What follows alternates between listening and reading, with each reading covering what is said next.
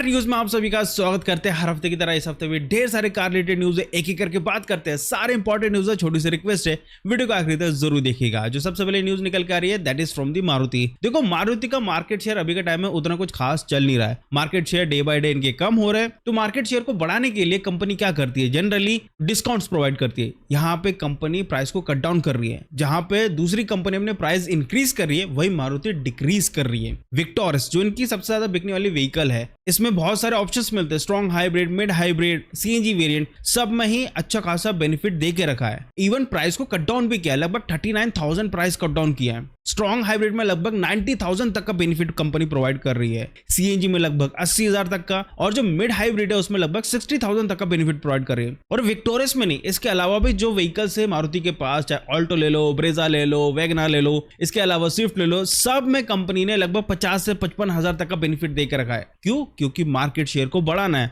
काफी कम हो रहा है। वैसे भी मार्केट में दूसरी कंपनियों की demand day by day increase हो रही है, जैसे महिंद्रा एंड उसके अलावा टाटा। दो अच्छी कंपनियां हैं जो खतरनाक टक्कर दे रही है राइट नाउ मारुति को। नेक्स्ट उसकी बात करते हैं that is from the Mercedes Benz के सीईओ संतोष अय्यर। अब इनकी तरफ से स्टेटमेंट आता है E20 के ऊपर। अभी के टाइम में क्या चल रहा है ना कि E20 के ऊपर मिलावट का बहुत बड़ा मुद्दा चल रहा है। गवर्नमेंट कह रही है E20 फ्यूल अच्छा है, लेकिन बीच में ज्यादातर लोग यही कह रहे हैं कि जो अडल्ट्रेशन हो रहा है, यानी कि अनवांटेड चीजें ऐड की जा रही है, लाइक केरोसिन हो गया, पानी हो गया, तो यहाँ पे जो अडल्ट्रेशन हो रहा है फ्यूल में, उस कारण से व्हीकल्स खराब हो रही है। तो यहाँ पे जो सीईओ है मर्सिडीज बेंज के, उन्होंने ये कहा है कि E20 में दिक्कत नहीं है, लेकिन जो अडल्ट्रेशन हो रहा है पेट्रोल में, उस कारण से गाड़ियां खराब हो रही है। E20 में कोई दिक्कत नहीं है। और अडल्ट्रेशन की बात करें तो यहाँ पे मिक्सिंग बहुत सारी चीजें हो सकती है। तो यहाँ पे जो सीईओ है, ऐसा लग रहा है गवर्नमेंट की तरफ से हमको समझा रहे कि ऐसी ऐसी दिक्कत है, लेकिन क्यों हो रही है दिक्कत, ये चीज पे काम करना जरूरी है। क्यों अडल्ट्रेशन हो रहा है, होना नहीं चाहिए ना। और E20 के ऊपर एक आखिरी में बात करेंगे इस वीडियो में, तो छोटी सी रिक्वेस्ट है, वीडियो को आखिरी तक जरूर देखना कि क्या कहना चाहता हूँ। बात करते हैं नेक्स्ट न्यूज की, that is from the Mercedes again. इनकी जो GLB EV नेक्स्ट जनरेशन बहुत जल्द इंडिया में लॉन्च होने वाली है। दो मॉडल में कंपनी लॉन्च करने वाली है। इसमें 600V आर्किटेक्चर यूज किया गया है इस वाले व्हीकल्स में। हालांकि इस गाड़ी में आपको दो ऑप्शन मिलते हैं, GLB 250 प्लस जिसमें आपको 272 HP power and 335 newton metre का टॉर्क मिलता है, और GLB 350 मैटिक आएगा जिसमें आपको 353 HP power and 550 newton metre of torque मिलता है। 631 किलोमीटर की MIDC रेंज आपको लगभग मिल जाएगी। 350 किलोवाट का फास्ट चार्जर सपोर्ट करता है, ADAS भी मिलेगा, और साथ में 3D साउंड सिस्टम आपको देखने को मिलने वाला है। वैसे भी मर्सिडीज की गाड़ी हाई ऑन टेक्नोलॉजी होती है, तो जितनी टेक्नोलॉजी होती है वो सारी चीजें आपको इन दोनों वेरिएंट्स में मिलने वाला है, GLB EV में, नेक्स्ट जनरेशन है खासकर। नेक्स्ट उसकी बात करते हैं that is from the Nissan Tekton. Yes, launch हो चुकी है, एंड लॉन्चिंग के बाद की बात करें तो यहाँ पे कंपनी की तरफ से जो स्ट्रॉन्ग हाइब्रिड है उसके ऊपर कोई अपडेट दिया ही नहीं कि ला रहे हैं नहीं ला रहे, कोई कंफर्मेशन नहीं दिया है। और यहाँ पे एक चीज और क्लियर हो चुकी है कि निसान कोई भी हाइब्रिड व्हीकल लेके नहीं आने वाला है,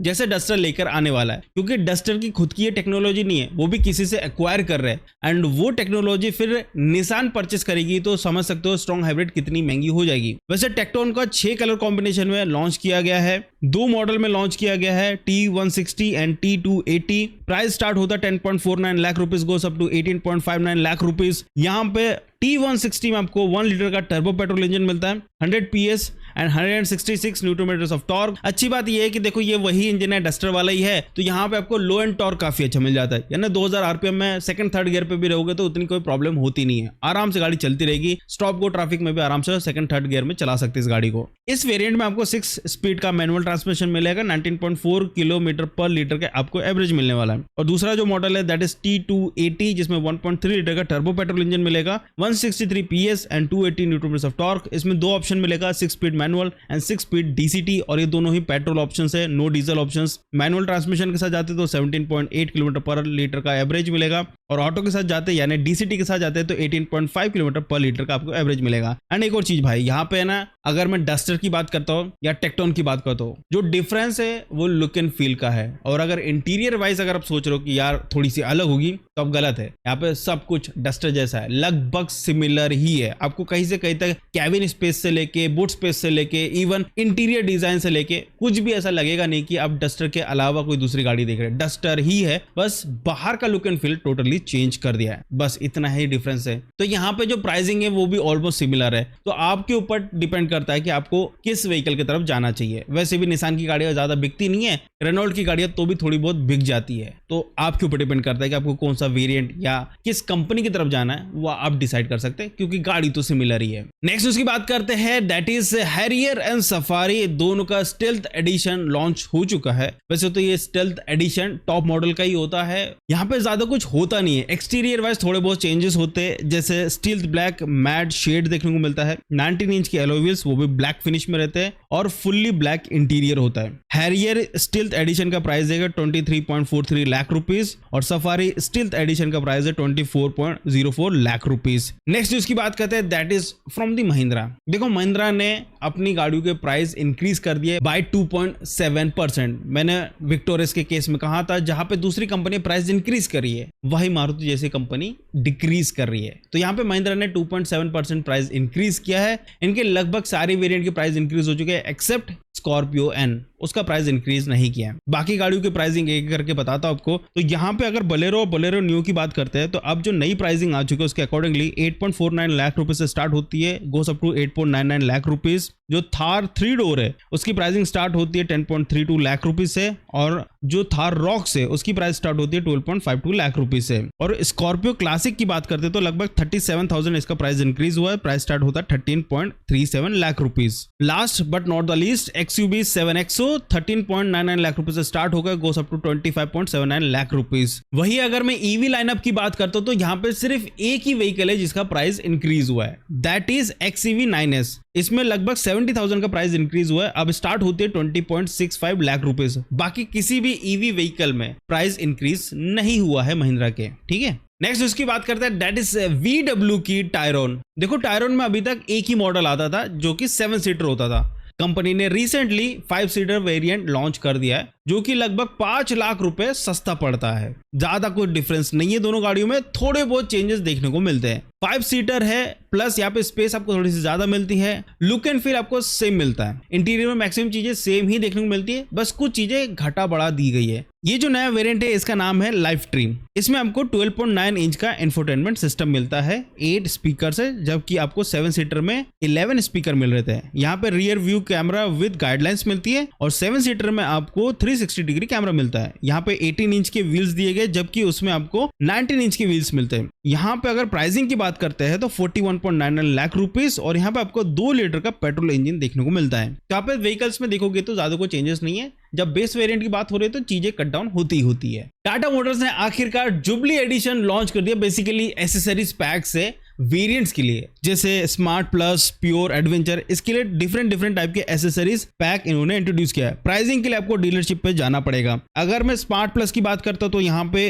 क्या क्या एसेसरीज मिलती है आपको, फ्रंट ग्रिल एड ऑन मिलता है, टेल गेट क्लैडिंग मिलती है, 4 स्पीकर साउंड सिस्टम मिलता है, क्योंकि बेस मॉडल में सारी चीजें नहीं आती, सेमी लेदरेट सीट कवर मिलती है, रूफ रेल्स मिलती है, 10.25 इंच का infotainment system, Apple auto and Android auto मिलता है। Second that is for the pure. Smart plus में जो मिल रहा है उसके अलावा व्हील आर्च क्लैडिंग मिल जाती है, इसमें मैग्नेटिक सनशेड मिल जाता है, पार्सल ट्रे आना स्टार्ट हो जाता है, फ्रंट एंड रियर में डैश कैम वाला ऑप्शन मिल जाता है। और एडवेंचर वाले के साथ जाते हैं तो उसमें जुबली एडिशन में आपको सियरा ROQ किट मिलती है, फ्रंट एंड रियर में डैश कैम मिलता है। तो अगर आपको इसका प्राइसिंग जानना है तो आप टाटा के शोरूम में जाकर चेकआउट कर सकते हैं, वहां पे प्राइस ले सकते हैं और हर वेरिएंट के हिसाब से अलग अलग जुबली एडिशंस हैं। तो यहाँ पे आपको कौन सा पिक करना नहीं करना वो भी आप डिसाइड कर सकते हैं, ऐसा नहीं कि हर चीज आपको लेना, आप डिसाइड कर सकते हैं। नेक्स्ट उसकी बात करते हैं, that is from the Syros EV, जो कि बहुत जल्द लॉन्च होने वाली है, 23 जुलाई को लॉन्च होने वाली है। कुछ रिपोर्ट आए उसके अकॉर्डिंगली कुछ चीजें पता चली, जैसे कि स्टैंडर्ड पैक होगा 42 किलोवाट बैटरी पैक, जिससे आपको रेंज मिलेगी 443 किलोमीटर की, लॉन्ग रेंज का लगभग 51.4 किलोवाट आवर की होगी, 520 किलोमीटर की रेंज मिलेगी। मिक्स ड्राइव कंडीशन में आपको 380 से 430 किलोमीटर की रेंज मिलेगी। लेवल 2 का एडास होगा। 15 से 20 लाख के बीच में इसका प्राइस रखा जाने वाला है और उसी प्राइस पे गाड़ी को टारगेट करने वाली है दूसरी गाड़ियों को, तो इसलिए इसका प्राइस वैसा कुछ रखा जा रहा है। देखते भाई साइरोस कितना क्या परफॉर्म करती है इंडियन मार्केट में ईवी में, खासकर क्योंकि आइस में तो उतना को ज्यादा परफॉर्म नहीं कर पाया। स्पेशियस गाड़ी है लेकिन अगेन वही लुक एंड फील में मार खा गया बहुत ज्यादा। नेक्स्ट उसकी बात करते हैं, दैट इज MG की हाइब्रिड व्हीकल जो कि 16 जुलाई को लॉन्च होने वाली है।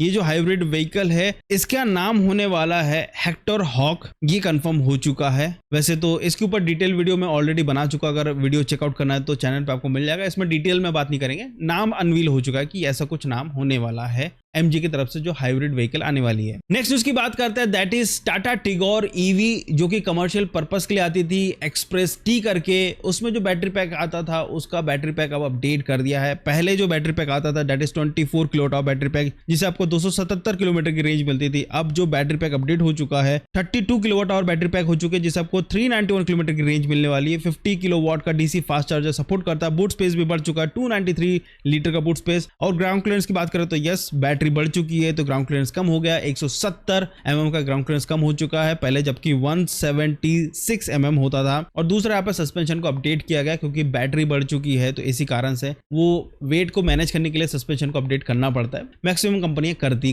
है। इसके अलावा अगर वेट इंक्रीज की बात करें तो लगभग 30 kg वेट इंक्रीज हो चुका है। नेक्स्ट उसकी बात करते हैं, that is from the Mahindra vision S जिसके ऊपर ऑलरेडी मैं बहुत सारे न्यूज बता चुका हूँ। फाइनली इसका इंटीरियर डिजाइन आ चुका है लोगों के सामने, इंटीरियर के इमेजेस आ चुके हैं। देखो यहाँ पे जो स्टीयरिंग व्हील है वो देखने को मिल रहा है कि जो इलेक्ट्रिक BE आती थी महिंद्रा की वैसा ही कुछ आपको स्टीयरिंग देखने को मिलने वाला है। हालांकि इस गाड़ी का जो बॉक्सी डिजाइन है उस हिसाब से इंटीरियर भी काफी बॉक्सी सा लग रहा है। चाहे इनका इंफोटेनमेंट सिस्टम देख लो या सेंटर कंसोल देख लो, सब कुछ आपको बॉक्सी डिजाइन में देखने को मिलता है। हालांकि ये जो व्हीकल है ये इस साल के अंत तक आने वाली है और इसमें 12.3 इंच का टच स्क्रीन देखने को मिल रहा है। नेक्स्ट उसकी बात करते हैं, that is from the Tata Punch का प्राइस थोड़ा सा इंक्रीज हो चुका है, 7,000 रुपए इंक्रीज हो चुका। मैंने बोला ना आपको सारी कंपनी प्राइस इंक्रीज कर रही है और वही मारुति अपना प्राइस को डिक्रीज कर रही है। तो यहाँ पे पंच का प्राइस थोड़ा सा इंक्रीज हो चुका है बट मिनिमल है, उतना ज्यादा फर्क पड़ेगा नहीं आपको। अब बात करते हैं नेक्स्ट न्यूज की और लास्ट न्यूज की, that is from the E20।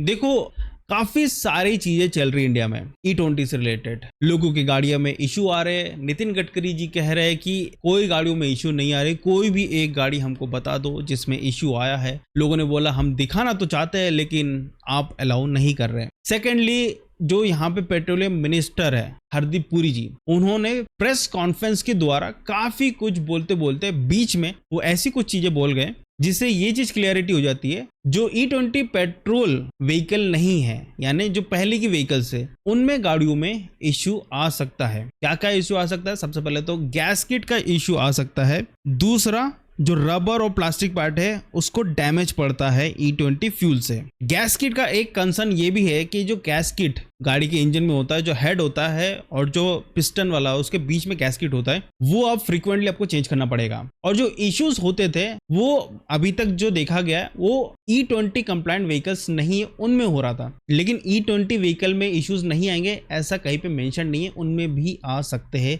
इस टाइप के इश्यूज। यानी आपकी रिपेयरिंग कॉस्ट बढ़ जाती है क्योंकि आप जो चीज को चेंज करने वाले थे एक सर्टेन टाइम के बाद वो आपको काफी प्रायर चेंज करना पड़ रहा है क्योंकि E20 फ्यूल उसको हैम्पर कर रहा है। तो यहाँ पे एक चीज तो है, गवर्नमेंट ने मानी तो है कि पुराने व्हीकल्स में इश्यूज तो आ रहे हैं, लेकिन उसका निवारण क्या है? आप कुछ दो ना दो लेकिन E0, E10 ये वाले जो फ्यूल इनके ऑप्शंस देना चाहिए विद 100% प्योरिटी के साथ। ऐसा नहीं हो कि उसमें अडल्ट्रेशन हो। इस पे बहुत जल्दी काम करना पड़ेगा क्योंकि राइट नाउ है ना लोग व्हीकल लेने में डर रहे। इसी कारण से आप देखोगे मीडिया वाले, उसके अलावा जितने भी मंत्री लोग हैं वो ब्रॉडकास्ट जा रहे हैं, न्यूज चैनल पे जा रहे हैं और वहां पे E20 की अच्छाई बता रहे हैं, बट जो ग्राउंड रियलिटी है वो सबको ही पता है कि क्या है। साइड बाय साइड देखोगे तो हलचल मची हुई है। E20 पे बात तो हो रही है क्योंकि यहाँ पे कंटेंट क्रिएटर्स हो गया, ये नॉर्मल लोग भी हो गए, वो वीडियो पब्लिश कर रहे हैं कि ये इशू आ रहा है। और सामने से जो कंपनी के CEOs है या कंपनी के रिप्रेजेंटेटिव है वो आके कॉन्फ्रेंस करके बता रहे कि नहीं E20 से ऐसा नहीं है। तो देखो दिक्कत तो है, अब देखने वाली बात है आगे क्या होता है। अगर आपकी गाड़ी चेंज करते हो 5 साल 10 साल में तो मैं आपको बोलूंगा कि थोड़ा सा रुक जाओ, जो गाड़ी एग्जिस्टिंग है वो खराब हो रही तो हो जान दो, एटलीस्ट एक स्टेबिलिटी हो जाए चीजें की कि हाँ यही फ्यूल मिलने वाला और ये फ्यूल के साथ ये गाड़ी ही चलेगी लंबे समय तक, तो ही फिर अपनी गाड़ी को चेंज करना है। बस इतना सा एक सुझाव था। तो thank you so much for watching this video. आज के वीडियो में बस इतना ही था, इतने न्यूज थे। आई होप आपको वीडियो अच्छा लगा। चलो तो प्लीज छोटी सी रिक्वेस्ट है, लाइक से सब्सक्राइब जरूर करिएगा। कुछ कमेंट है, कुछ कहना चाहते हैं E20 के ऊपर तो जरूर कहिए, जिससे लोगों को पता चले। अगर कोई भी कमेंट पड़ता है तो उसको पता चले कि चल क्या रहा है। Thank you so much. अगर कर दिया तो नहीं तो हाइप पे क्लिक कर देना, जिससे वीडियो की थोड़ी सी रीच बढ़ जाएगी। Thank you so much. मिलते हैं अगली वीडियो में। Bye bye.